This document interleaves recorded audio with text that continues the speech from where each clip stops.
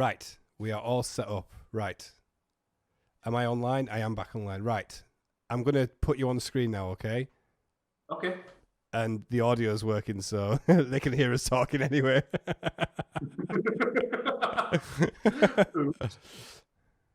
Oh. There we go. Can you hear me, Ben?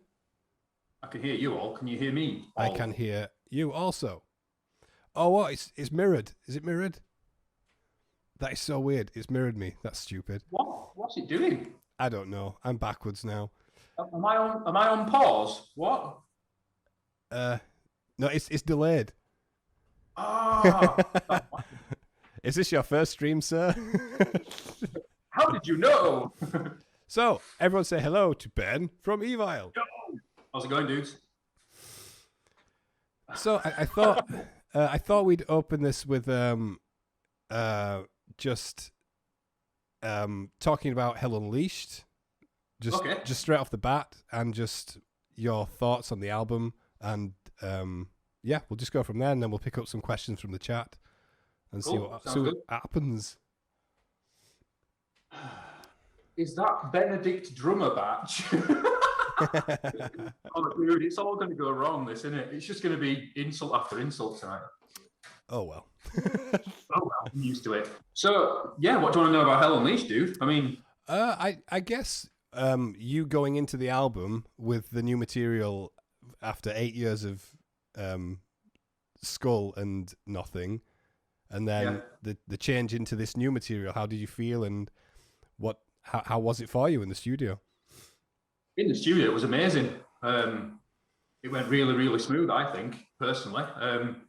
I gave myself like a 5-day quota of days to get it done, and I did it in 3.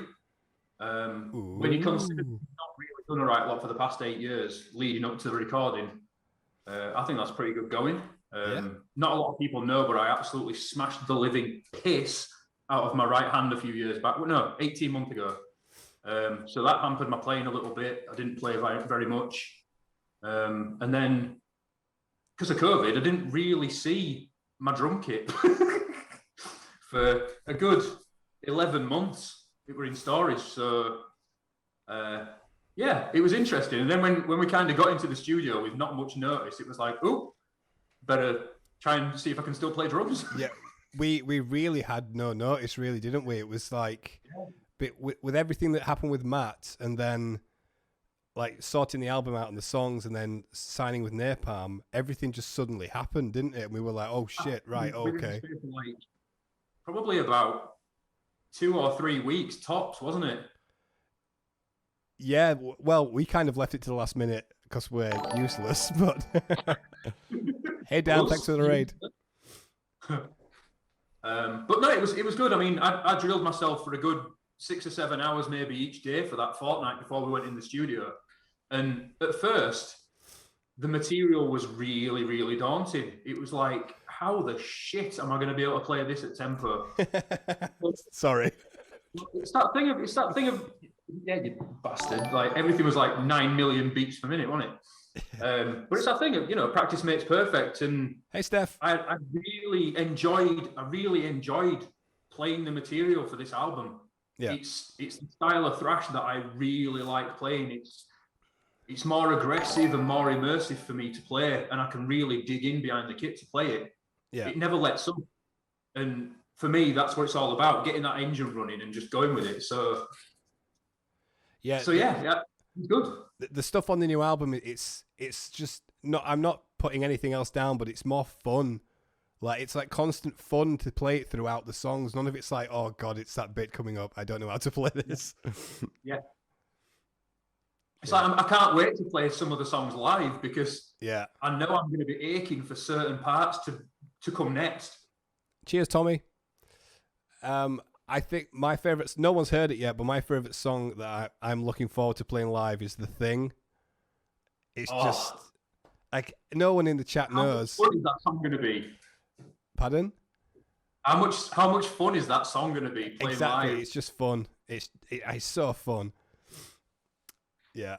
So let's open up the chat for a few questions. I noticed that Ben's sister Steph has joined. Hello, Steph. Steph. Oh, Steph. no. Oh no. Oh, no. Ban. So, any questions in the chat? And Ben can pick them because I don't want to. Oh, cheers. Trinity Rocks. Yes. How are you doing? Did you get your dime Booker in the end? Was it a dime Booker you were getting? I can't remember what guitar you were looking at getting. But yeah, I miss working in the shop. I miss the people. I don't miss the company. Let's just leave it at that.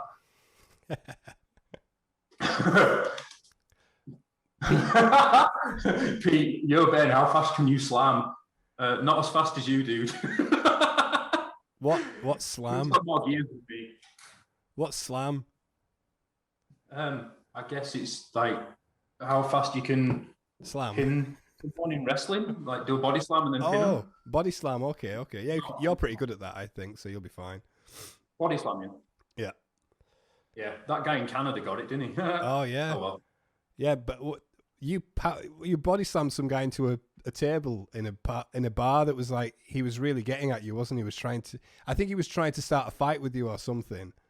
Yeah, he was. He kind of got me into a drinking contest, and then after winning repeatedly for like 4 or 5 rounds, yeah, he decided it'd be a really good idea to smash a party cup into my face. Yes, yeah, that were it. And you don't do things like that, do you? In a civilized society, you don't entertain people like that. So not to Zangief, as I'm eating the table. Yeah. Ben, James G. Ben, what is your favorite on the album if you had to pick, and hardest to play on the drums? Ooh. Okay, I think the hardest to play is the first track, the opener. Paralyzed, yeah. Paralyzed, definitely. It's is it the fastest on the album? No, War of Attrition is. Right. That's like 248 BPM or something. I think because of the tempo changes in Paralyzed, that's going to be difficult to do live. Because they're very subtle, aren't they? Like leading out of certain sections into the solo and stuff like that. There's very slight variations in BPM, so that's going to be interesting to be able to do live. That's a really good production tip. Not a songwriting tip, but a good production tip. Never keep the tempos the same because it sounds robotic and shit. Always like deviate slightly and build and drop. Very good thing to do. Thank you, Oliver, for those insightful words. I was telling you, no one in the chat. Cheers. I need to know. Yeah. Did I ever get my phone fixed? Sadly not. No, it's still got dirty great crack down the front of it, but that's just me and phones that we don't get on. Ben, have you ever contributed to songwriting apart from drumming? Yeah, there's a few guitarists that I've put in here and there and stuff, haven't I? Yeah, in fact, definitely lyrics. Paralyzed, the first song on the album, was born from your guitar riff. Oh, it was, wasn't it? Yeah. Yeah. Yeah, it was, yeah. I remember that. What else? Yeah, I wrote Man Against Machine in a 3-minute ad break in Coronation Street all those years ago. That just kind of came from a bolt from the blue, and I just kind of scribbled it down, and that was that done. So yeah, I'm involved. Yeah, the riff was cool. You sent a riff over, and it was cool, and then we were just like, should we speed it up? So we sped it up, and it was like, yeah, faster. Why haven't we sped it up? Wasn't it? Yeah, me just doing everything at like halftime. Will there be any blast beats on the album? No. Well, I mean, I'm not against them. I'm not against blast beats at all, but I think they've got to be tasteful where they're put. And if you're doing it all the time in a track, it takes away from its effect, I think. So if you just throw it in every here and there, it makes its statement more felt, doesn't it, I guess? Do you remember that band we were on tour with? I won't say who. And the drummer, we were all listening to Beneath the Remains in the bus, and the drummer said, he said, there should have been a blast beat there. And we were like, fuck you. There's a reason there isn't. Yeah. Not even on the Mortician cover. No. We've made it like a thrash cover. I think we've done that quite well. That cover. Yeah. I really enjoy it. And I really want to play it live. I want to use that amazing Peisty Mega Bell ride that I've got now. Yeah. You want to use? You want to use beat your the shit mega out of bell? it. I've got that mega bell for one song. Yeah. Ben, all talks about Mike often in the chat. Any favourite Mike stories you'd like to share? Wow. Oh. Well, I guess you're the same as me, that some of them you can't really repeat. But there's too many. I mean, me and Mike used to fool around all the time. Like, we were just two big kids. Rephrase. Okay, we used to do really stupid crap with each other and act like idiots. I remember one time we were supporting Onslaught in Manchester, and we decided it'd be a really good idea to hit each other with steel chairs like in wrestling. Oh, and yeah. the bouncer didn't like it, and he threw us out of our own gig. Yeah. So yeah, we just took it outside, and I think I DDT'd him into the road. What else? He just used to become unintelligible when he got drunk, didn't he? And Scouse. I mean, most people, yeah, more so. Mike became Scouse, more Liverpudlian for some reason. Yeah, very weird. There's too many. Maybe one day we should write a book about Mike stories. Yeah, he was good. Or Mike anecdotes. Mikey Dirts. Anic Mikes. Oh, sure. Yeah. Right, Bon I'll Witcher. kill more of them. Question for both of you. Would you like to make non-thrash side projects? Yes. I would. Yeah.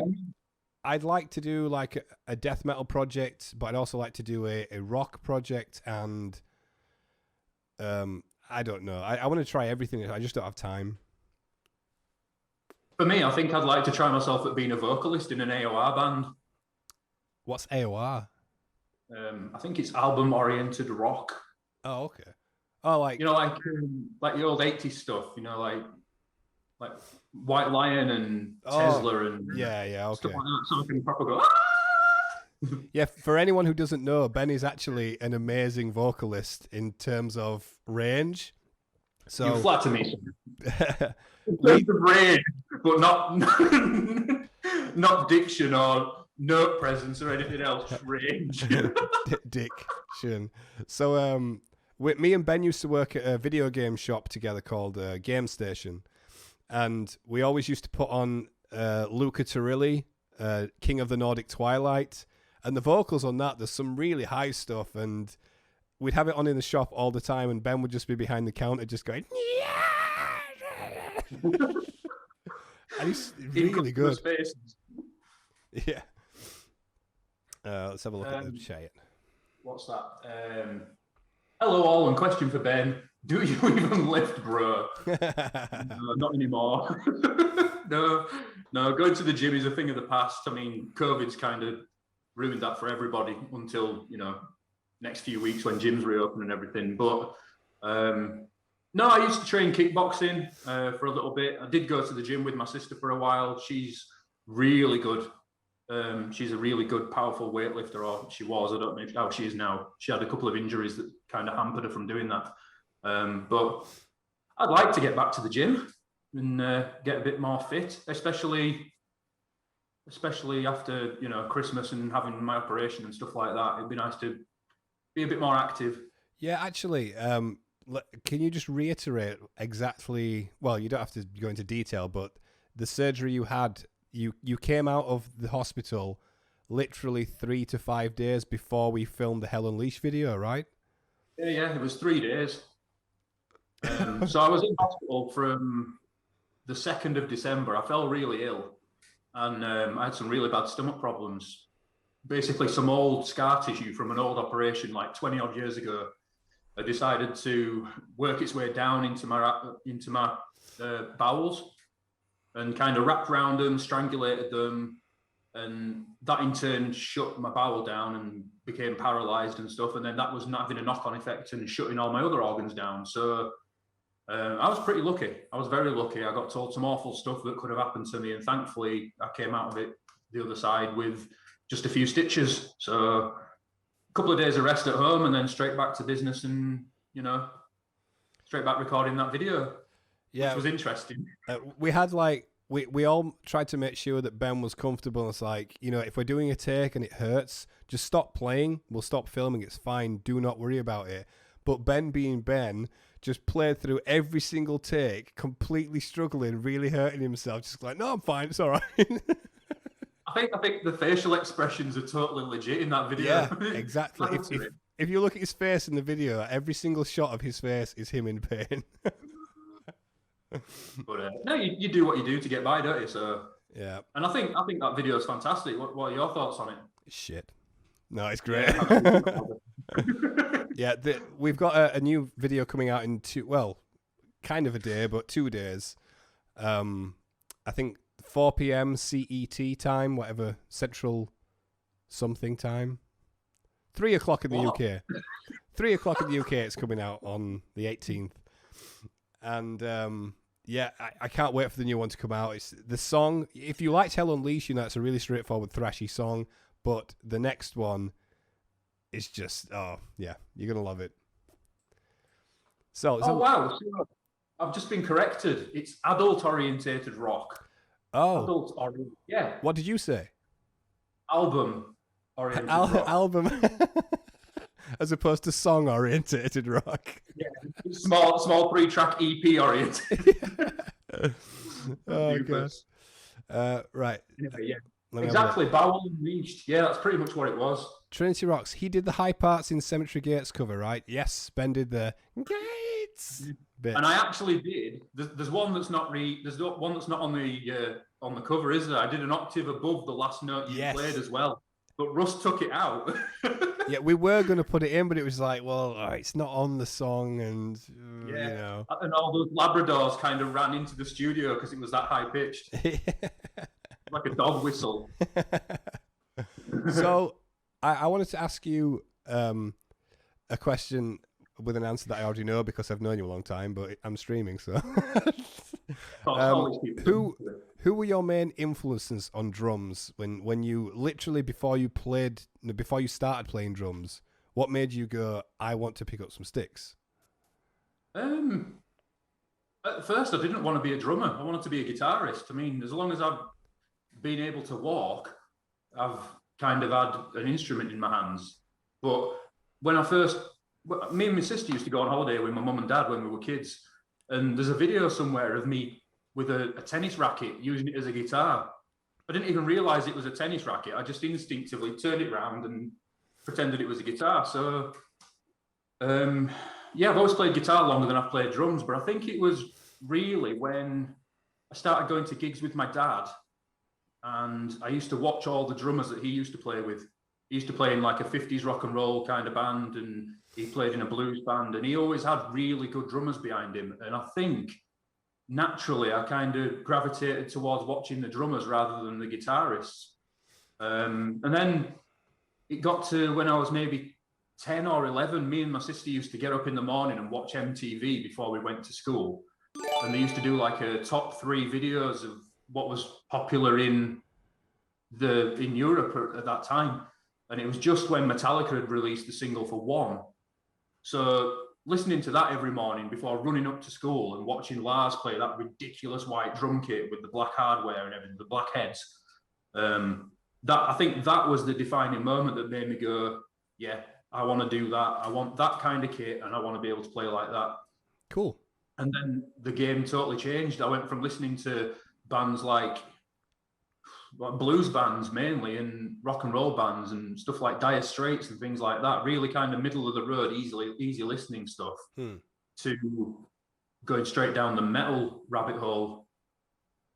So all the Metallica back catalogue, all the new stuff that they were bringing out at the time, listening to Slayer and not really comprehending Slayer because it was so fast and aggressive compared to what Metallica were doing. Yeah.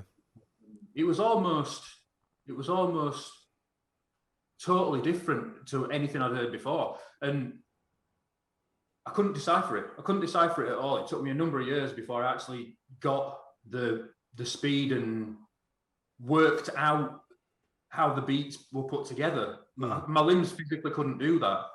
So, but yeah, that's what got me into drums, basically. It was all about Lars. Yeah, I think it's the same for a lot of drummers, isn't it?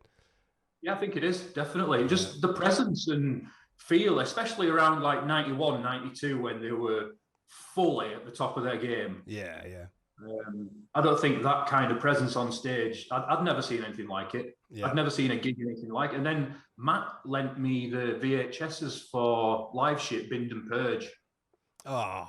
And Mexico City just floored me. It was. It's That's the work of Metal Genius, isn't it? That series of concerts is just ridiculous. Yeah, that's what it's all about. Yeah, definitely. So, Tommy K has asked, what's your most fame-filled Eval moment? Discovering you guys in my teens on Rock Band or Guitar Hero was epic. I don't know. What do you think? Oh, I've got one. When we were on tour with Megadeth, I spoke to Mustaine a few times, and there was a time I went into the press office or his HQ or whatever, and he said to me like, why Ol? Why not Oliver? And I said, I grew up in England, and Oliver, you just get bullied for Oliver. And I said, I just prefer Ol. It's like my nickname. And he said, use Oliver. It's a good name. And if anyone makes fun of your name, punch him in the mouth from me. I was like, okay, Dave Mustaine just told me to punch people. That's pretty cool. He said a lot of things. Yeah. Hey, Katie. The most fame-filled moment. Was that the question? Yeah. I'd say when we played Download. Oh, God. And we were in the little artist enclosure at the back, and there were so many people there from so many awesome bands. And then Phil Anselmo jumped out of his porta cabin and started singing the lyrics to Thrasher at Joel. Yeah. That was weird. We were all doing our questions and interviews with different magazines and radio stations and things like that. And nothing over the weekend fazed me as much as turning around and seeing Sebastian Bach there. And I didn't expect it. So I just turned around and saw him and just sort of went totally shocked. But the amount of people and musicians that were there, it wasn't out of place. It was just, I think that was one of the best ones. I mean, when we did Golden Gods, we went to the after party, and I was lucky enough to get called over and have a drink with Rob Flynn and Vinnie Paul. Yeah, that was cool. I just heard someone at the bar shouting my name, and I was like, what? Turned over, and it was Vinnie Paul going, yeah. Like, what? There's moments like that you'll always remember fondly and just go, how the fuck did that happen? I remember one time at Golden Gods, we went down a fire exit. There was me, Mike, I think you, and a few other people. And Kerry King was out on the fire exit. Like he was away from everyone. I think he didn't want to talk to anyone. And we walked past him, and Mike was really drunk. And he went, Kerry! And he said, yeah. And he went, can I have your drink? And he went, you most certainly cannot. And just looked really pissed off at him. And he was like, oh, okay. How cool was that? Yeah. Oh, Chris. Yes, Chris. When this virus fucks off, I am coming for a jam on your Lars kit. Yes. Oh, yeah. Yes. If anybody doesn't know, Chris from Shrapnel has got one of the Lars signature kits set up pretty much identically, and it just looks amazing. Yeah, it's cool. So, yes, I'd love to play that kit. I'm just going to see if we've missed any questions. 1 second. Yeah, probably missed loads. Chimera, is the October gig in Manchester still going to be Enter the Grave playthrough, or are you going to mix it up? Yeah, it's still going to... We're still having Matt play with us because it's going to be his final show with us. We're going to play all of Enter the Grave with Matt singing, and then we're going to do a set of who Evile is now. Some new songs, some older ones. And so, yeah, it'll be kind of like a celebration of the album, a celebration of Mike and Matt's farewell, basically. And my hello. And Adam's hello. Oh, yeah. Well, I think, we haven't figured out the logistics of the stage yet, but I think it'd be cool for Adam to join us for the Enter the Grave stuff as well, because he's in the band, so why not? What else have we missed in the chat? I don't know. There's loads. Let's have a look. Can you scroll up? Oh, yeah, you can. Cool. Let's have a look. Can you scroll have up? I seen videos of James Hetfield drumming at rehearsals? Yeah, yes, he's okay. James is an amazing drummer, isn't he? Yeah, he is pretty good, yeah. That drum battle in... Is it Seattle? Is it on the Seattle live shit? Yes, I think so, yeah. Lars and James are having the drum battle. That's amazing. Yeah. Well, me and you were I quite... only heard that first on a bootleg CD. Yeah. So I didn't know what was going on because in my head I just thought it was Lars playing two kits at once. Over and over again. I didn't realise it was James and Lars having a battle. But I was like 11 when that came out. So because me and you were quite similar in how we started, but the reverse. So I started on drums, and then gravitated towards guitar, and you started on guitar-ish, and then gravitated towards drums. Do you reckon somewhere in a parallel universe, like you're still on drums and I'm somewhere playing guitar? Yeah, maybe. Yeah. That'd be a terrible band. Yeah, it'd be shit. Right. So, in terms of, what are your favorite non-metal bands? Oh God. Without a doubt, Heart has to be up there. Heart, yeah. Yeah. I'm a ridiculously massive Heart fan. Always have been. I mean, you need one to survive, so. What's that? You need one to survive. No, I think because I like really, really strong vocalists, and they've been around since mid-70s. For me, I like them because I think they're everything that I wanted Led Zeppelin to be, and I love female vocalists that have that amazing range and presence in their voice. So Ann Wilson's got that in spades. She's probably the best female vocalist of all time, in my opinion. Actually, what's the date today? The 16th. 16th of March. Oh, it's actually Nancy Wilson's birthday today. Oh. Nancy, you're not going to see this, but happy birthday. Other bands. Who else do I like? Ben looks like a Meatloaf fan. Do you mean the band or the food? Yeah, I'll eat the food. Actually, I cannot stand Meatloaf. I think it's something to do with the theatrical element and the musical element. Yeah. Do you remember work for me? It's all a bit too overproduced and showy. Do you remember that? The story that Russ told us about Meatloaf. So he was Russ Russell, our older producer, was doing sound at a festival, and it was a festival with two stages. So they would sound check one stage while the other stage is going on, blah, blah, blah. So Russ was trying to do the sound on his stage, and Meatloaf was coming on next. And he was sound checking as well, and he was just doing his vocals constantly, like, ah, ah. So Russ went over the PA with his mic and turned it right up and went, "Will someone tell that fat bastard to shut the fuck up?" Something like that. Brilliant. Oh well. I love Russ stories. Yeah, Russ is great. What else can we answer? No, so I was saying about like other influences and other bands. Heart, definitely. I love Extreme. Cool. Musicianship's insane. Mr. Big for the same reason. You've got the most amazing vocalist in Eric Martin, and then you've got Paul Gilbert and Billy Sheehan on bass and everything. It's just a couple of times that I've heard live, they're just not up to much. But I don't understand that, because how can three virtuosic musicians not be amazing live? Yeah. Sometimes Paul Gilbert, other people next, doesn't it? Paul Gilbert's just not worth talking about because he's insane. Like, he's just unbelievable. Yeah, not of this earth. Yeah. Who else? I don't know. I'm not blinkered when it comes to music. Yeah. I like a band called Snarky Puppy, who are just probably the most crazy bunch of people on the planet in terms of musicianship, and the way they present the gigs and their live performances is just something else. He's Darnell Lewis. I remember. Ridiculous drummer. I don't know if he still plays with them now, but there's just people that have been in the band, and you just look at their musicianship and just go, "Oh man, it's time to stop playing. You're never going to achieve that level of technicality, But Eric, do you remember Eric, who used to play for Suicidal Tendencies? Eric Moore. Yes. Yeah. But watching him with Suicidal, you think, "Oh my God, what an amazing drummer!"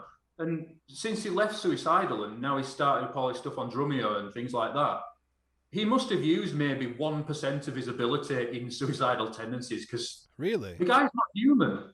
The guy does stuff that shouldn't be physically possible. And he makes it look effortless, you know. And, Yeah. you know, he's a big guy, very much like Gene Hoglan. And those guys do stuff that you shouldn't physically be able to do. Yeah. So I love watching dynamism and brilliant musicianship like that. Yeah. I remember, just remembered then when you were saying, I'm not blinkered with music. Do you remember when you came over to mine and Matt's house and I was listening to a prog band and you came in and said, like, who's this? And I went, oh, it's Yes. And you went, more like, no.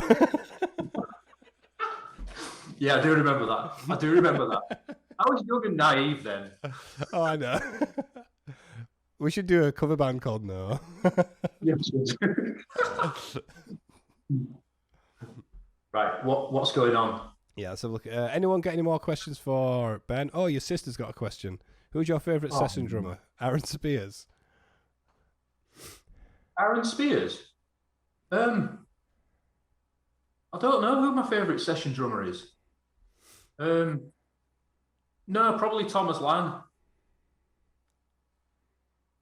Because his arrogance and his showmanship and just how funny he is when he plays. I mean, this is a guy that's probably one of the best drummers on the planet, and his linear chops and stuff like that are just off the scale amazing. His footwork's incredibly fast. He could play with any metal, death metal band, grindcore band, anything on the planet. And he's the Spice Girls live tour drummer. Really? I didn't know that. And he did a submission for some drum solo contest in the States, and he recently posted the video, and it's in rounds. So there's a generic kind of chord sequence going around with a bass line and a bit of vocals, and then it goes into like round one, and it's a drum fill section, and then oh no, network error. Huh? Still there. I've got a network error here. I think that's on your end. Yeah, mine's working. Okay. What were I saying? Yeah, and then it goes into like round two of the drum solo section. I think there's 8 rounds in total. And if you find that on YouTube and watch it, it's just mind-blowing drumming stuff. Will do. The guy's a legend. So yeah. Sorry, right. Steph. I'm just going to take a second to do a bit of a promotion here. So Eval has a new album out on April 30th through Napalm Records. If you follow the link that's coming up in the chat, you can pre-order the album. We honestly would appreciate the hell out of you if you buy the physical product for this album. It will really help us out. Also, if you're in the UK, you can get free UK shipping from Eyesore Merch. That link is there in the chat also. And we also have a brand new Eval single coming out in 2 days. New video, new single, and it's going to be a thrashy one, mofos. Are we allowed to say which one it is yet? I don't think we haven't been told we can't, but I accidentally let it slip on my last Twitch stream, so some people know. But okay. I'll keep it done. Yeah, if the name of the song comes up in the chat, everyone just ignore it and pretend that you don't know what song it is. Yeah, we can't afford any slip-ups, can we? Yeah. Yalmers, thank you for pre-ordering. Thank you. Right, so what are you doing tomorrow, Ben? Tomorrow? I don't know. I might be doing some work in the garden with my dad. Oh, cool. Or I might be going up to our rehearsal space and finishing off a little project I've been on with my drum kit. Oh, yeah. Tell me about what you've been doing. It looks cool. Yeah, I've recently got endorsed with a company called Kelly Shoe Mounts. And for people that don't know, they make really good internal miking bungee mounts for kick drums and stuff like that. So what I've done is I've internally mic'd up all of my kit and put surface mounted XLR plates on there. So when I get to gigs or anything else or want to do some recordings, I can just plug straight into the shells and plug straight into the shells, and I've got my own desk so I can master everything up and just make things a little bit easier, really. Yeah, it's and very at the same time, I've invested in a load of cameras so I can probably set myself up and start doing some play along videos and some playthroughs and some stuff. I've never really done it, have I? Really? Ever. Oh, you mean like for YouTube and stuff? Yeah. YouTube playthroughs. That'd be really cool. I've never done it. I did one once as a piss take, and I think everyone thought I was taking it seriously. But, yeah, I wasn't. But no, it's time to do it. Everyone seems to be doing it. I miss playing drums, and yeah, why not? If people want to tell me what they want to see me playing along to, and obviously I'll do the Evile back catalogue and stuff like that. Is that loud? Nah, not really. I'll stop then. Question for Ben. If you had to choose one, who is one drummer that you have always wanted to jam with? Ooh, what? As another drummer or as a guitarist or? Good. I don't know. One good drummer response. I'd always want to play with. Oh God. Ray Hartman. Ah, that's a cool one. Yeah. I think Ray would be a brilliant guy to jam with. Because there was a question earlier on in the chat about did Burn My Eyes, Machine Head, or And Justice for All teach me about groove? To a certain extent, yes, they did. But I think the groove and the feel side of metal playing for me came from Ray Hartman and the Annihilator stuff. Definitely. What's your favorite Annihilator album? Favorite Annihilator album, without a doubt, Criteria for a Black Widow. Wow, cool. Yeah. And that's because you lent it me. You lent it me when we were at college or quite late on in high school. Yeah, I can't remember. And I just loved Randy Rampage's voice in it. And I just love the songs. I absolutely love the songs on that album. Yeah, even what's that one song? Is it Punctured? Even that's a good song, and it's not like the strongest one. Yeah, so good. Yeah, Punctured.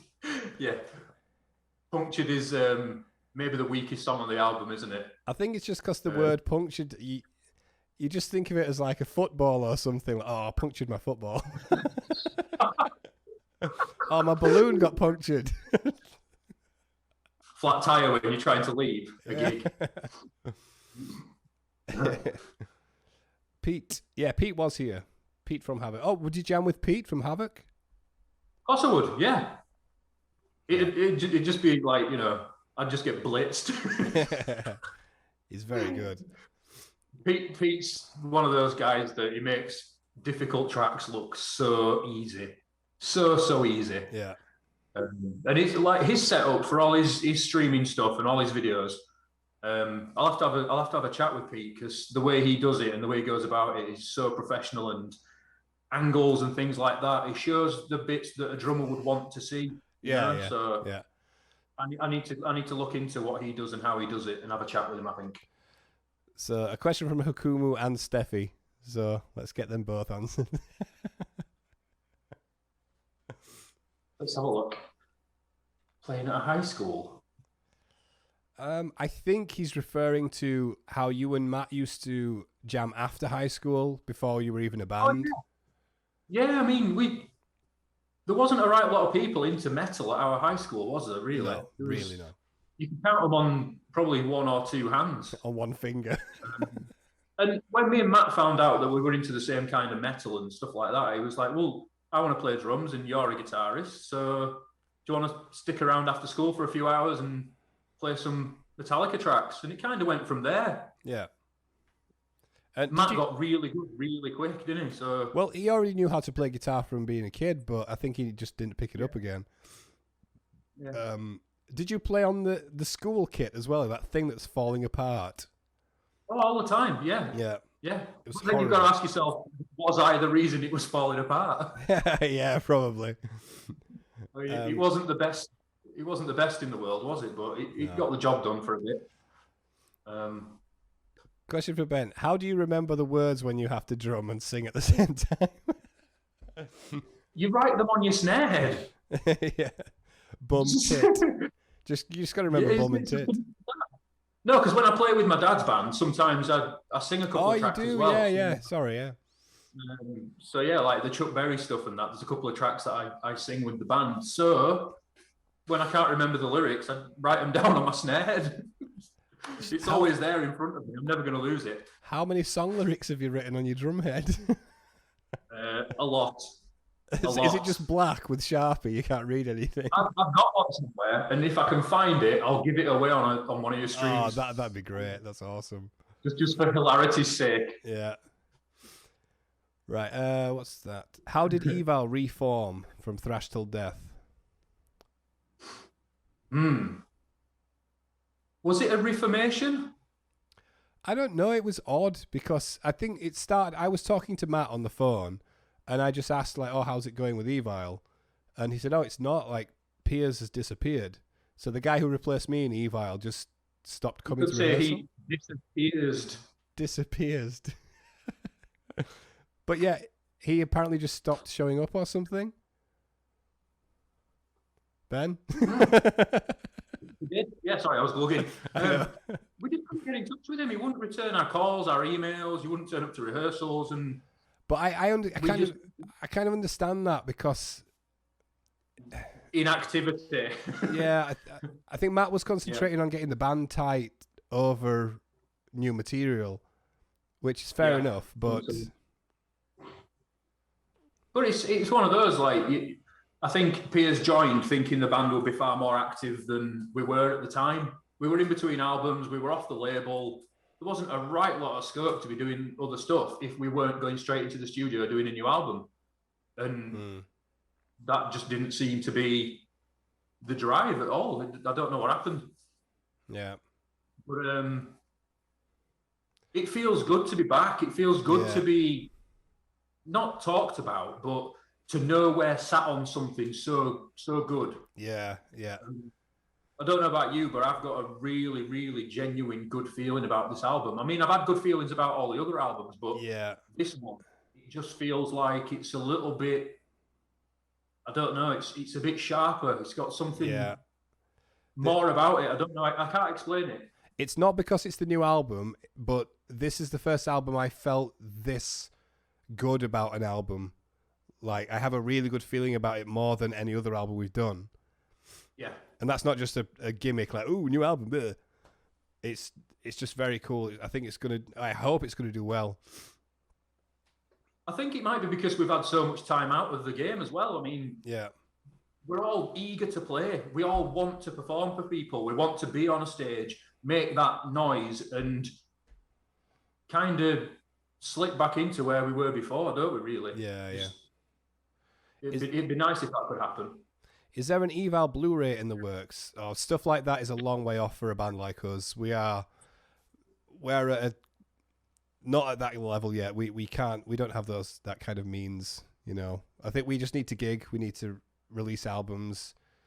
And unfortunately, because bands at our level, metal bands, it essentially has to be a hobby, because until you get over that threshold of like taking off and it being your full-time job, or you know, all that, it's really hard to get a band going and on tour, isn't it? I think as well, though, if you're going to do a Blu-ray or any kind of video production, the production qualities of it, you've got to put so much money into doing it properly to get the sound right, to get it filmed properly, and it's got to be done at a gig that deserves it. For me, I think the only gig we've done that deserves it in our like public festival history is either Download or at Bloodstock. Yeah, the Bloodstock. That live Bloodstock video that we got done from the festival, it's amazing. That's the kind of production you want when you're doing a DVD or a Blu-ray, I guess. I think you enjoyed the Download one more than I did, and I think you couldn't actually hear me properly, so you couldn't tell how horrible my Download gig was. Oh, really? Did you have a bad one? Well, because the day before, Joel's girlfriend, Hannah, gave me a big bottle of gin and lemonade. But she didn't tell me there was no lemonade in it. It was just all gin. And I was already a bit drunk, so I drank all of it. And the day after, when everyone's doing interviews, I'm mid-interview, I'm leaving to go and be sick. And I'm all green and pale. And we had to play, and I was still hungover. And we did 5 songs, and Cult was the 4th song, And all throughout the set, me and Carl were looking at each other like, why does my guitar sound like shit? And then it got to the solo in Cult. I turned the wah pedal on, but it was already on. And I turned it off. And we looked at each other like, oh my God, the wah pedal's been on this the whole time. So yeah, it was really bad for me. Brilliant. Dougie asks, what's our favourite song on the album, the new one?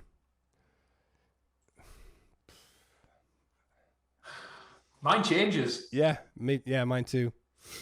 I like Control from Above. Yeah. And I like Disorder, and I like Incarcerated. Yeah. I think Incarcerated, if we can do that live, will just be purely for the end bit. Yeah, the thing about Incarcerated is it's kind of like We Who Are About to Die, but a beefier version of it, like a more refined version of We're About to Die, I think. It's very fun. It's very cool. But I think my favorite it keeps going back to The Thing, and I don't know if that's subconsciously because it's my favorite film in the world, and it's just called The Thing. but it is such a fun song. Yeah, it's cool.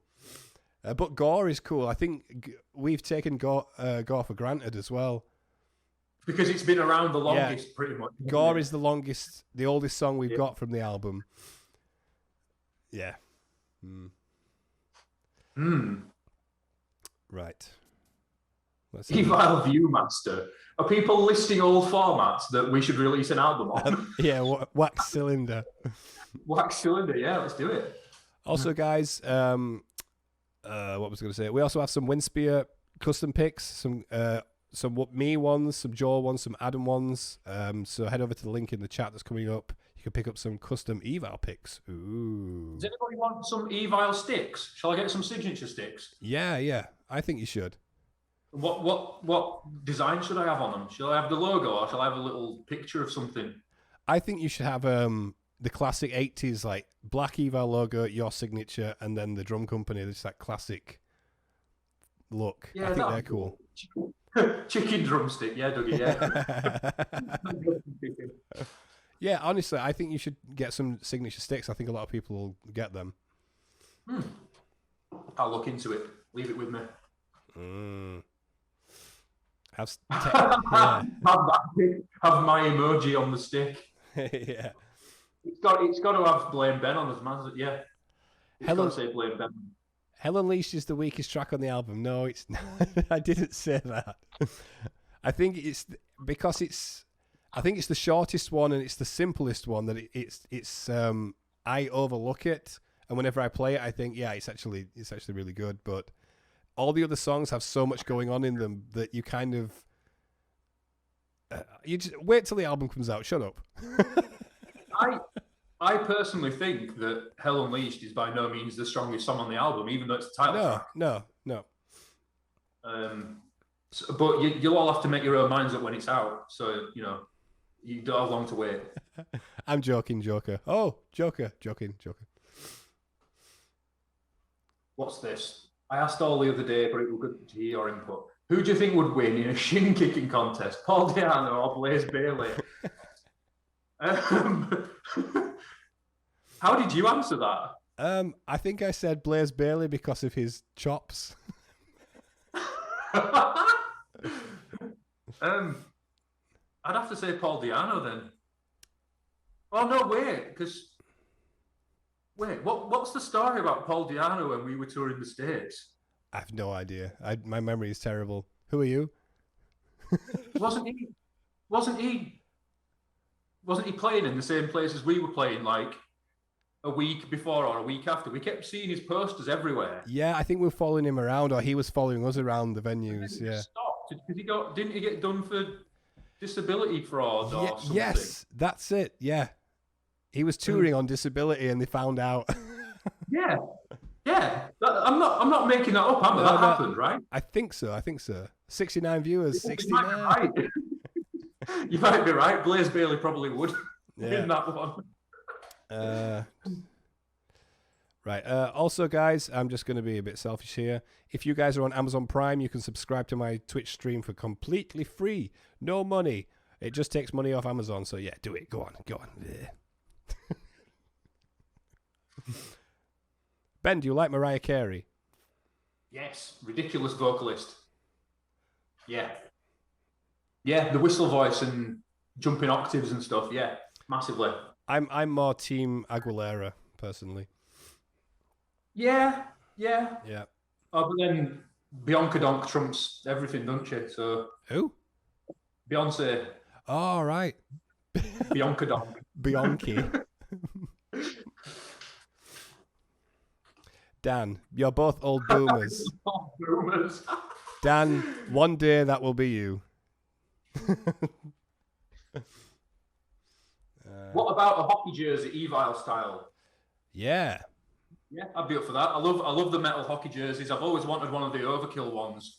Oh, yeah. And yeah. I just saw Exodus brought some out with a company called Puck Hockey last week.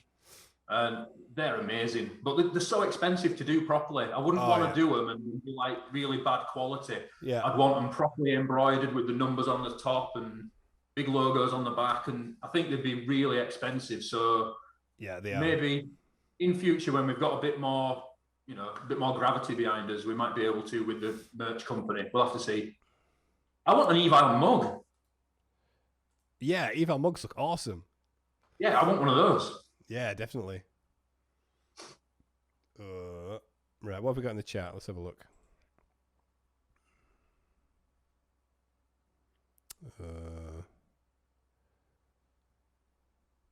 Wait, my computer's not working. What's going on? If you had a custom Evile hockey top, what would be your number? 69, dudes.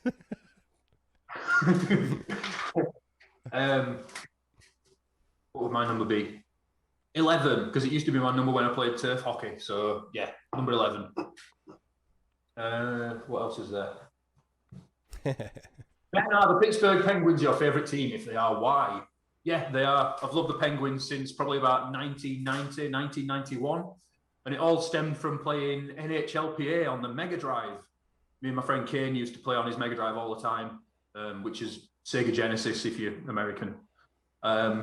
And yeah, it was just brilliant. And I loved the lineups that the Penguins had at the time. I think they had Ken Reggett in goals. They had Mario Lemieux, Jaromir Jagr. They had Samuelsson in defence. All the way back through like the mid 90s, the Penguins were amazing. Just such a good team.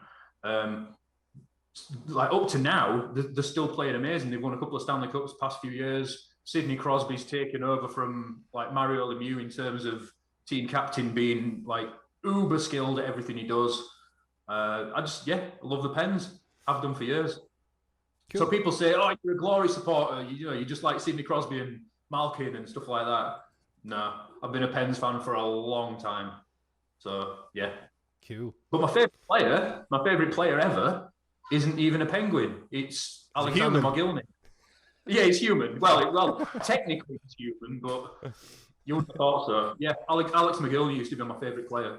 So cool. So I might have 89 on my jersey as a nod to him. Nice. Yeah. Right.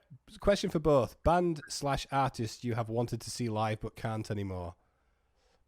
Death with Chuck. I think for me it would be the lineup from all of the lineups. I can't choose. Death. Yeah, probably Symbolic, yeah. Yeah. Yeah, definitely. I'd go with that as well. Oh, really? Yeah, I think I would. Because it's one of those bands that everyone references for everything. I did it the other day. Symbolic's probably the one, innit? It's the album. Same like Gene's playing with Death. Different beast playing with Death. Yoda's just reminded me it would be Queen for me. To see Freddie live. Yeah. To see Freddie live. Forget about it. Ignore Carcass's questions. I just did. Blah, blah, blah. Let's see what else there is.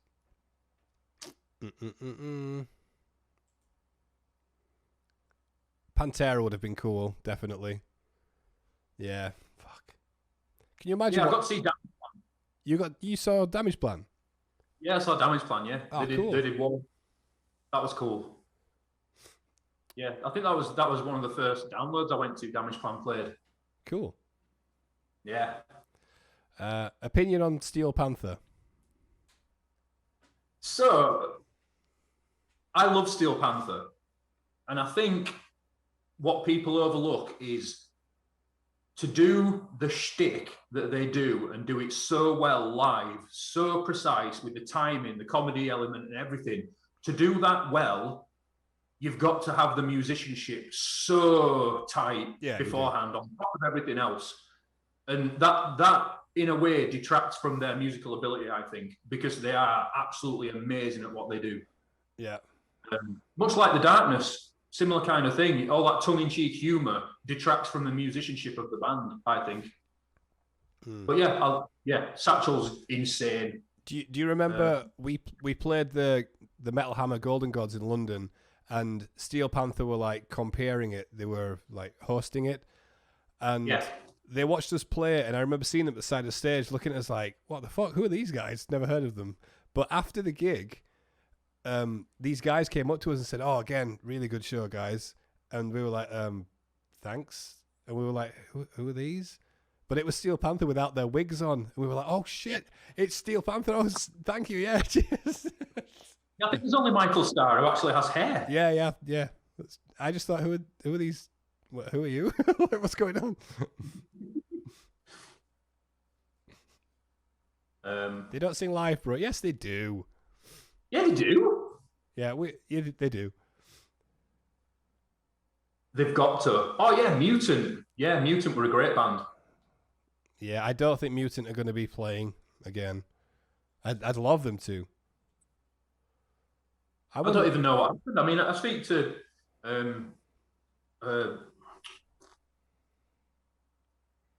Tom. No, bass player. Which one? The Mutant bass player. Oh. Whose name escaped me because I'm on the spot. With glasses. Yeah. Yeah, I haven't seen him for years, and I've forgotten his name as well. No, not we Sam. were actually talking about a band from Sweden called Heat, who are an adult-oriented rock band, and their singer was absolutely insane. A guy called Eric Gronwall. Oh, holy shit! Sorry, Ben. Rotworks just donated £5. Thank you very much. And it's Arif from Wormrot in Singapore. Hello, Arif. Cool. Awesome. Wormrot are fucking brilliant. Thank you very much, and welcome to the stream. Thank you for being here. Woo. Can someone explain to me? Yeah, we read that at the same time. Gamma Bomb, Eric feud. No, I think that stuff like that is best left behind the scenes. But basically, all the disagreements you see between bands and labels are probably contractual disagreements. So that's all we could probably say about it. Although Gamma Bomb did post this week saying that some of their albums has just reappeared on Spotify. Yes, yeah, they are. They're just they're back. Yeah, I mean, maybe something happened there. We always got on with Rake. We didn't really have any problems with them. We always had a mutual understanding of what we were doing. We know what we signed. Yeah. I mean, if we could go back in time, we may not have signed the publishing side, but we did. So like, we're not going to start kicking up a fuss after the fact because we signed the contract. Well, we wouldn't have done what we're doing now without being signed to Rake. Yeah, exactly. Yeah. You can't, a lot of people give Rake a bad rep and stuff like that, but you've got to see it from the other side. You can't bite the hand that feeds you, so to speak. Yeah. When you're getting fed, obviously. But that thing of, who else was knocking on our door to sign us at the time? Exactly. Rake put us on the map. Like, without Rake, we probably would have split up in like 2009, 2010, because life would have just got in the way. But Just see something saying Rake didn't want to have Ben shout at them. Right. So going back to talking about heat and stuff like that, I was drum teching at a festival called Firefest down in Nottingham. Yeah. And that was where Rake's offices were. So I had a little break one afternoon for a couple of hours, and I thought I'll go get some lunch and I'll go and see the guys at Rake. So I went to the Rake offices and I was like, "Oh, is Digby around? I just want to say hi." Bearing in mind, this is like 2014, 2015, I think. Oh, okay. And so we'd not done a new album with them or anything. And I turned up and Digby was nowhere to be found. And I think he was locked in his office. He didn't want to speak to me. And then I waited around for like 20 minutes or something and asked one of the guys on the front desk, "What's going on? Can I go and say hello?" And I walked into Digby's office and I just wanted a friendly chat and say hello and have a quick catch up. And he looked really, really shocked and surprised to see me. Like, really? What are you doing here? Digby I don't know sound. what I thought I was going to do, but I was just there to say hello. Dig sound. We've got no problem with Rake. Nah, definitely not.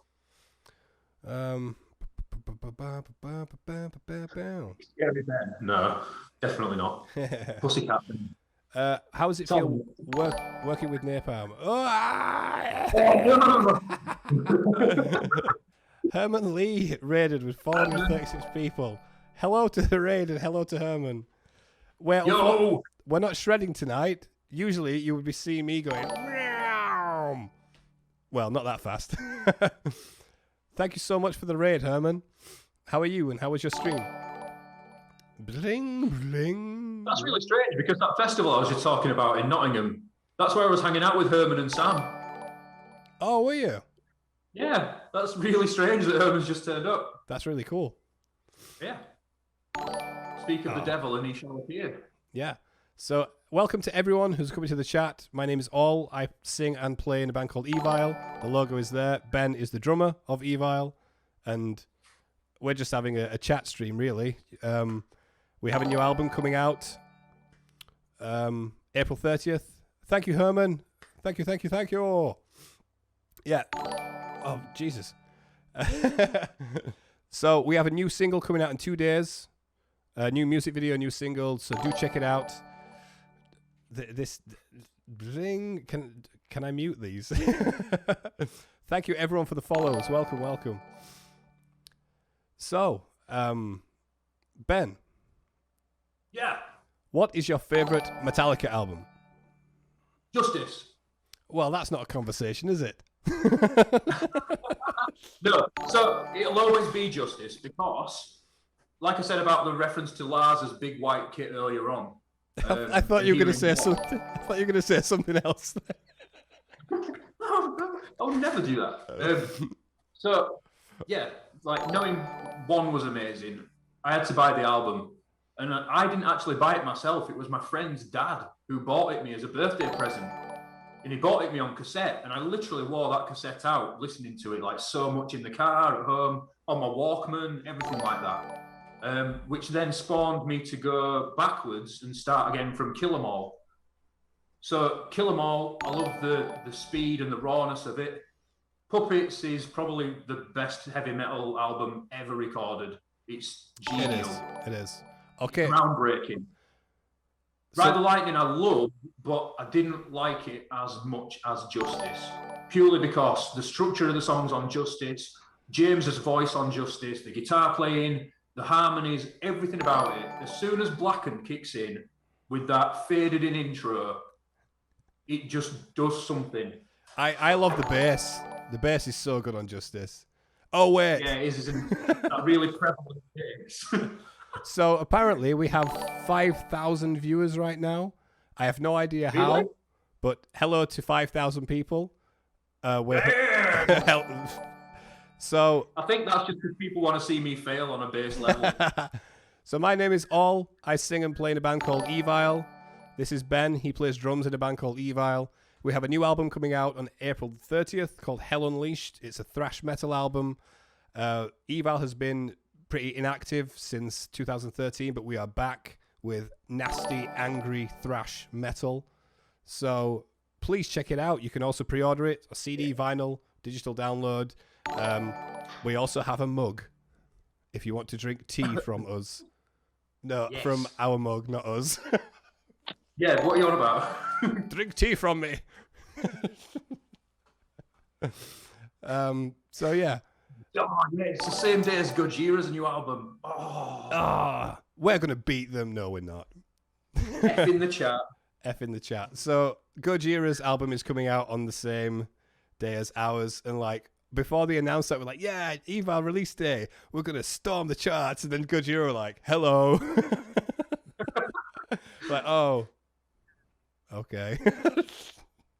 It's fine though. It's gonna be awesome. Because I think generally metalheads are quite inclusive, and because nobody's doing the right lot at the moment, nobody's going out and getting drunk, no one's going out to see, to cinema or anything.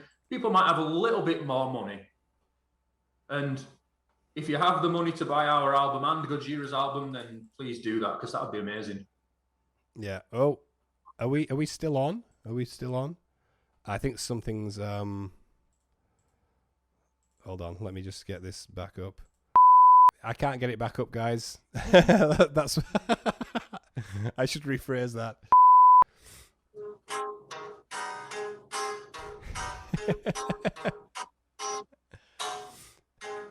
In your face. Poo is in your mouth. Poo. Poo. But Ben, how much did your dad influence you in music? Loads, probably more than anyone else ever in history.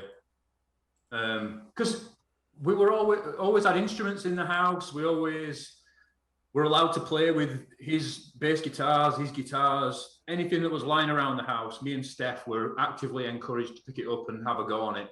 And my dad's he's got such a wealth of knowledge about loads of instruments, and it made kind of learning music easy. But the one thing that my dad can't play is drums. Really? Yeah, it's crazy. And I've always wanted to sit him down behind a kit and see what his natural aptitude is like for playing drums. And I've never been able to do it. But yeah, people that don't know, my dad's a really, really accomplished bass guitarist, and is a really, really good guitarist vocalist in the same kind of vein as Chuck Berry and loads of other kind of 50s, 60s rock and roll artists. Yeah. And he's one of those guys that can kind of hear something and work it out and emulate it really, really well. He's not a shredder. He's not like the fastest guitarist in the world. But in terms of choice of notes and things like that, he's a really, really solid frontman. Not like your dad, who's like legato and feel and, lead playing is something else. You know what I mean? You and Matt are very much from that kind of melodic style of playing, whereas I'm from a background from my dad of like really kind of chuggy, rhythmic playing. And I think that's where the drums came into it, really. Oh, okay, that makes sense. It's all about rhythm for me. Yeah, plus your mum used to be a really good singer, didn't she? Yeah, my mum was a pro singer, Yeah, she was really good, bless her. My dad and my mum toured like loads when they were younger. So it's kind of reassuring that me and Steph are both musicians in our own right. My sister's a really, really good upright double bass player like my dad was. Oh, she's great. And that's an instrument I can't play. You'd think I'd be able to, because if you think it's a marriage of a rhythmic instrument mixed with a bass. I can play bass, that's not a bother, but I can't stand it upright and turn it into a rhythmic instrument. Right. So yeah, must be something in the internal wiring, I don't know. Yeah. But yeah, my dad was a huge influence. Awesome. Yeah. Oh, it's pissed me off so much, the picture going. But I mean, we still have 93 people watching. Well, listening. Well, are they watching? Are they just listening? Is it turned into a radio show? Yeah, I think it's radio now. Uh, so Ben, do you like Halloween? I love Halloween, yeah, but I don't like that one track that. Yeah. Future World isn't for me. Yeah, Future World by Halloween is hated by Ben. Keeper of the Seven Keys Part 2's like epic, legendary. Yeah, it is. And are we allowed to talk about the new album? No, I don't think so. In what context? As in. I don't think we might a tiny bit, and it was awesome. Yeah, but I don't think we're allowed to say why or how, because it. Yeah. But yeah, we've heard some new Halloween, and it's very good. I like the fact they've gone to Ella and Cantor for artwork. Yeah, it's cool, isn't it? Used the skull. Yeah. And he's pretty much done like every awesome band going at the minute, hasn't he? Skull. His artwork's fantastic. My favourite album art ever, Skull. I remember how much you couldn't stop talking about it when we first saw it. Yeah, I love it so much, and no one can tell, I'm being sarcastic.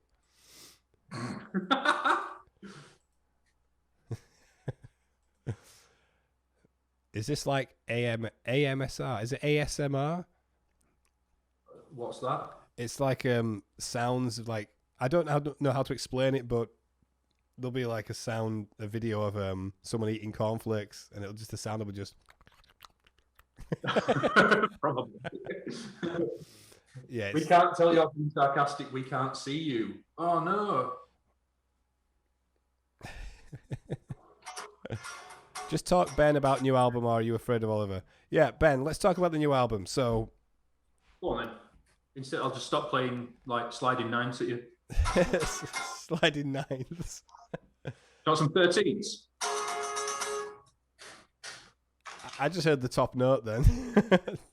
Oh, it's just because of the shit. Anyway, yeah. What about the new album?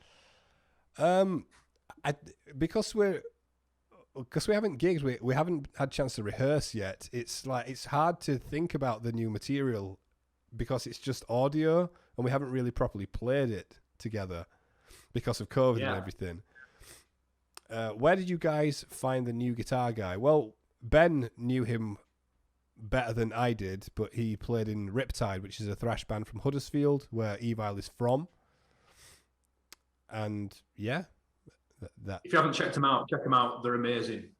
Yeah, really good band. So aggressive and fast paced, and just they're very much like. I don't know. Can you remember how we were when we were like a load younger and like really like up for everything? Yeah, Riptide remind me of us. Don't they? Yeah, Riptide remind me of us when we were the same age. Yeah, you know, like I didn't want to say it that way, but in a way, they've got that same kind of aggression for it and hunger for it that we had like when we first started. Now we're just jaded and old. Now our backs hurt.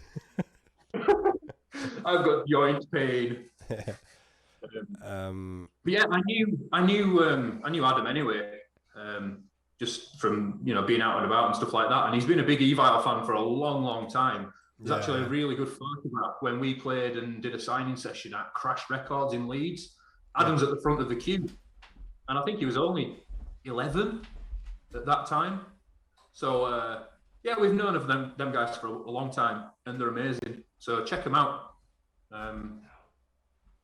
Really, really, really good young thrash band from Huddersfield, and it's nice to have that in the same town that we're in. Really, obviously, it makes Adam being part of Evile easier.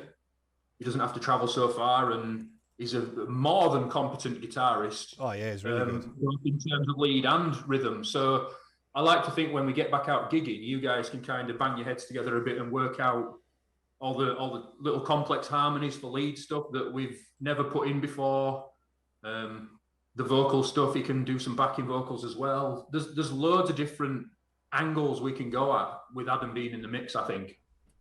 Yeah, definitely. The next album will be interesting. How are you feeling about the vocals live? Say again? How are you feeling about how your vocals are going to be live? I'm feeling a lot better, especially since I'm working with Melissa Cross, and she's taught me some really useful stuff that I would never have known without doing it with her, that is going to be really valuable even when we start rehearsing.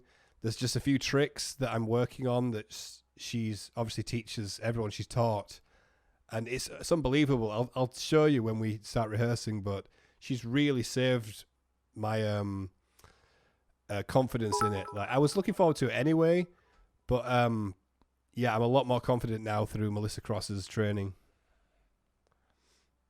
Good. Question for Ben. Story behind you being on Behind the Killer's Eyes. Yeah, so obviously because I've known Adam a long time, he was really passionate about getting some material down in a rehearsal room we used to have. And as a little favour for him for his birthday, I just said, sod it, I'll do some drums for you. You know, you want to get this album done, you want to get this EP out. And I actually played drums on the demo version of Behind the Killer's Eyes for Adam. Purely because they didn't have a drummer at that time, and I know how much he wanted to get on with stuff. He was kind of stuck not being able to get it out of his head. So, you know, I'll do a favour for anyone like that. I'll play drums for somebody. I don't mind. But it was a great track, and I had to think a little bit outside the box because I had to kind of play in a different style to what I do with Evile, which means I actually had to learn the track.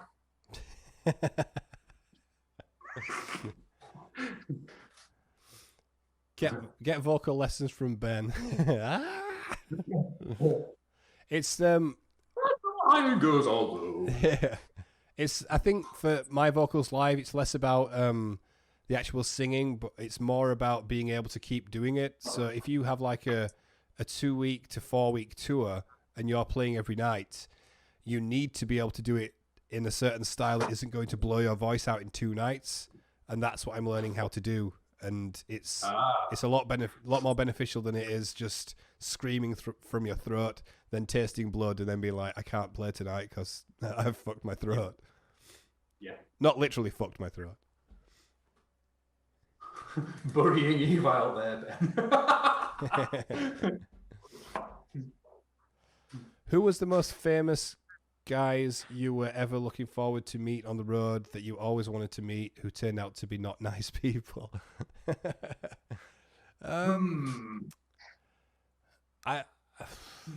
Nobody's ever been vulnerable to us, have they? No, we've been quite lucky in who we've met, in that most people have been fine. You know, there's only been a handful of people who are like, you prick. But we've not ever really acted up or played up to be a nuisance to another band, have we really? We're quite reserved. We just keep ourselves to ourselves and do what we're told and when. We don't act up. We're just not dicks, basically. Yeah. There's a lot of... I think people try to be a dick on purpose in music, and like they try and act up and be all like, yeah, I'm so cool, I'm in a band. And it's just stupid. Mustaine made fun of Ben's Metallica tattoo and that made him cry. No, he didn't. But he did always refer to me as the chubby one or the portly one or the what else did he say? Because I was a bit bigger back then. So yeah. I still love when Dave Mustaine said this, not me, but we walked past Dave and he was talking to some people, and Mike knocked into him and spilt some of his wine, and Dave just went, "You spilt my wine, you fag."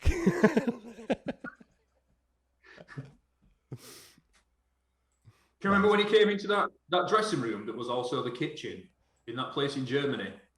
I think you were discussing hair care products for about an hour. Yeah. He gave me some hair care tips. I like 15-year-old me was just like saying, "What the hell is going on?"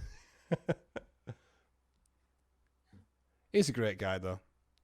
You know, Mustaine gets such a bad rap, and I think it's like an automatic bad rap because people just think he's a dick.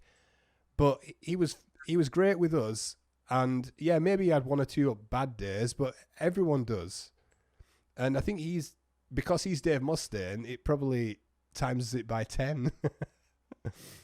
I think when Dave has a bad day, he just fires a sound engineer.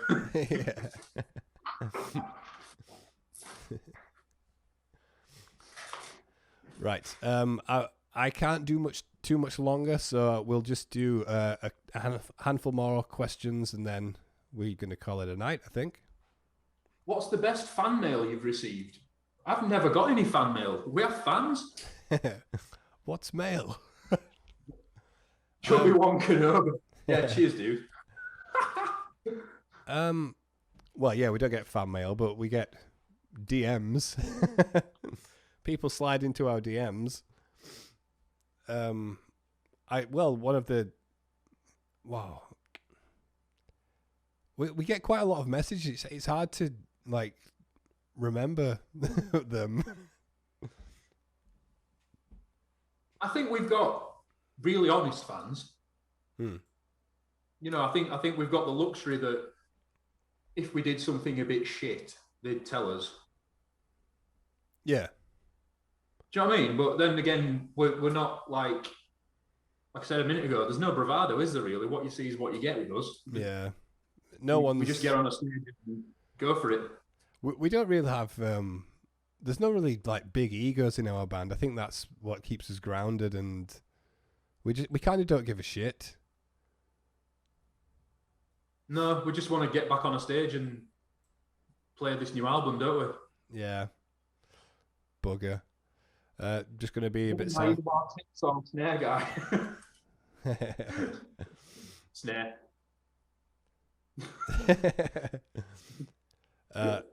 So just going to be a bit selfish with my stream. Please feel free to donate to the stream. It helps me out more than you can imagine. It helps us, pay bills and everything. So it's always appreciated. You don't have to. You could just sit there and listen to us talk shit, but it's always appreciated. Or cheer some bits if you want. Ooh.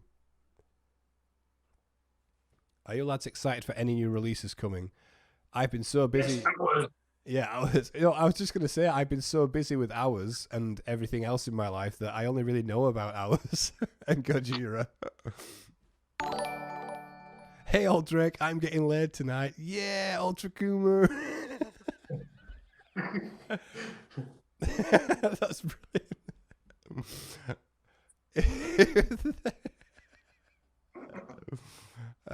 Favorite other contemporary thrash band? What? Well, cheers, Scruff. What does contemporary mean?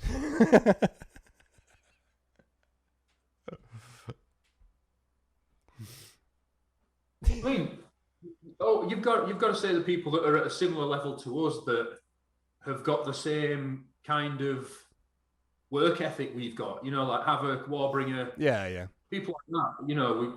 You've got to respect people that are working so hard to get product out and get albums out and tour like so much of the year while still trying to hold down jobs to pay for stuff.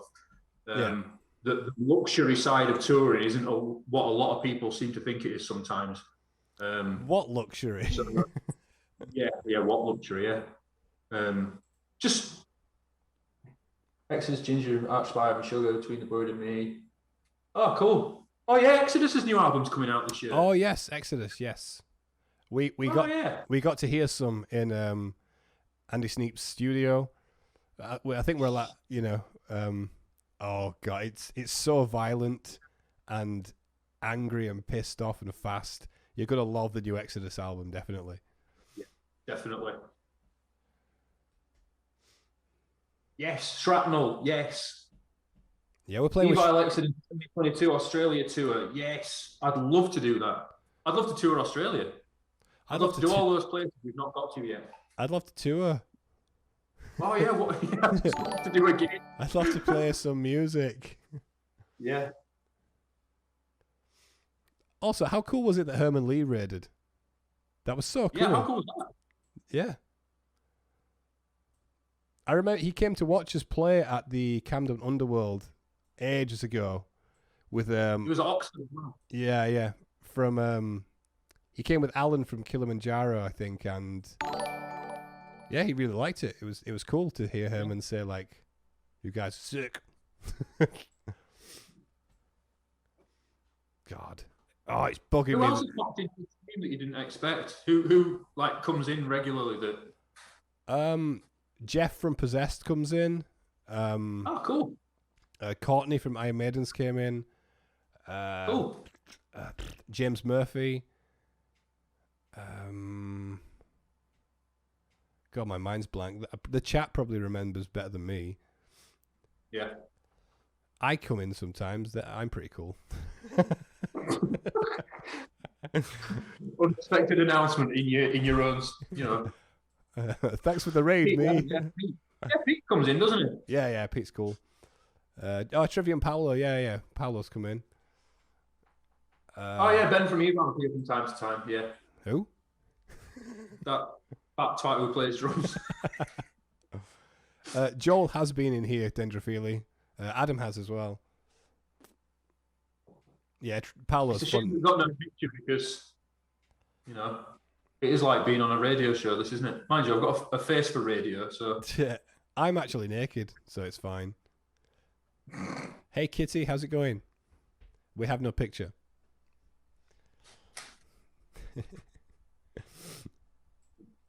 Sean from Riptide doesn't count. Of course he can. He can count to 4. Bless him.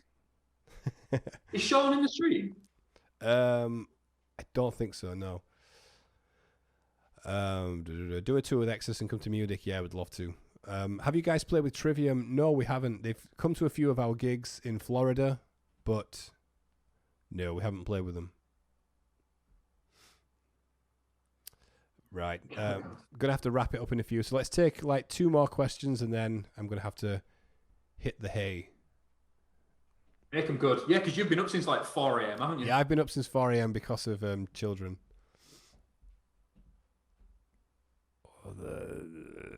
So that's a very good question. What? Do we all chip in when deciding on a set list, and how do we split the set list usually between older stuff and newer stuff? Well, we don't know because that's really difficult going forward. Yeah, because up till now the dynamic of deciding set lists hasn't been 100% democratic, if that's the right word.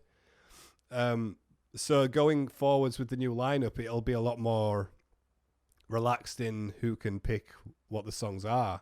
So it's going to be pretty much 25% say in the set list, I think. Other than the songs that I haven't learned to sing and play at the same time yet. Yeah, I'm going to say that's going to kind of dictate what old material we can do, definitely. Yeah. There's some songs that have really technical riffs and then the vocals are sung like parallel to the rhythm, and it's going to take me a while to get those up to par, so, That's one thing that Matt was so good at. Yeah, he was. Separating his head from his hands while he was playing his technical rhythm stuff and, singing something totally different rhythmically. Yeah. I've never understood how he did that. Will you ever play any songs off All Hallows Eve and Hell demo? No. No. I'm glad we're agreeing on that one. Yeah, I don't think we'd want to. It's like it's from another time, and the songs to us, they're just I don't think we'd be up for that. Bloodstock, Thank you for the raid. Hello. Yo! Can't wait to play on the Friday evening. Oh, yeah. Who's going to Bloodstock in the chat? Fingers crossed it happens. Oh. Do you know what? I think if it didn't, and it didn't go ahead for whatever reason, it would absolutely break me. Yeah, I need. I'm looking for so much. I need Bloodstock to happen. Yeah. If it doesn't, I think everyone needs Bloodstock to happen because all the other festivals have kind of cancelled because they're earlier in the year and whatever. Yeah. It'd be really nice if Bloodstock kind of survived that risk element. Do you know what I mean? Yeah.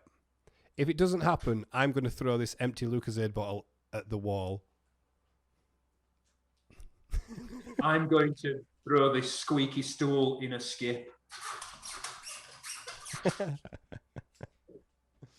What month is Bloodstock? It's in August. August. Which means it's my birthday month, which means after we played, I'm sticking around for the entire festival, hopefully, and just getting some music in my ears. Yeah. Any songs you're not looking forward to singing all?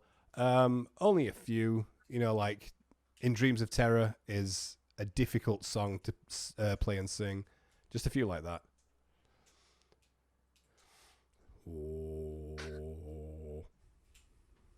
Right, let's. I'm going to take one more question. So, everyone, spam the chat with questions, and we will pick one because I have to get going. It won't be a roundhouse kick. It'll be a, I don't know. Might be a tornado kick. I like those.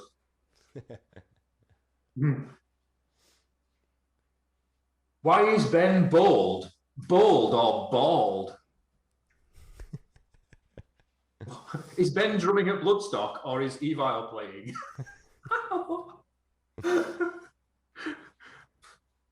Am I in that gig? Am I doing that gig with you guys? I hope so. Just turn up and there's no drummer. Your favorite Eval song to sing? Oh God, In Memoriam or Hell Unleashed? Actually,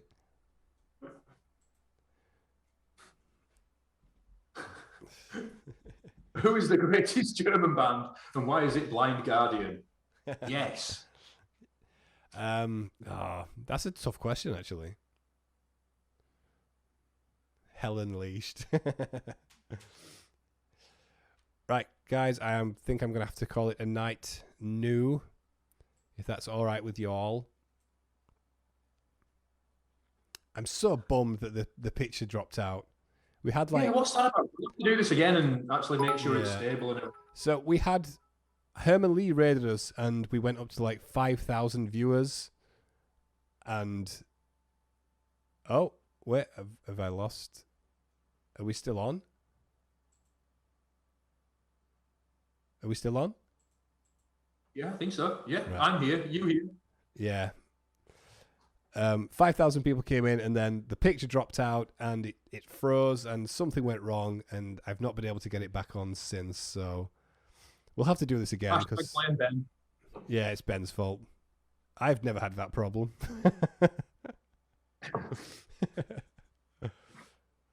Sorry, all. So, thank you everyone for being here. Thank you. Well, he's not here, but thank you, Herman, for the raid. And check out the new Eval album on April 30th. We have a new song out in 2 days, new video.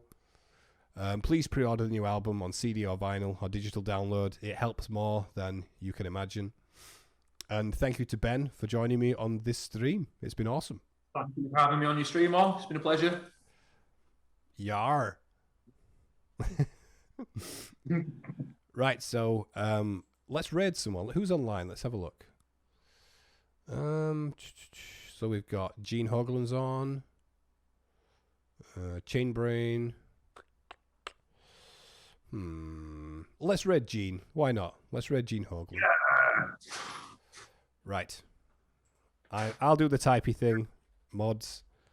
Raid. How do you spell it? Oh, yeah. Right, everyone in the chat, thank you so much for being here. I will see you again on Thursday at 9 o'clock in the UK. And that's goodbye from me. And it's goodbye from me, also. I was waiting for it. Sorry, I'm useless. Right. If you could all just pop into Gene's raid with us and say hi and say, oh my God, it's Gene Hoagland. Cheers, guys. Thank you so much. Laters. Bye.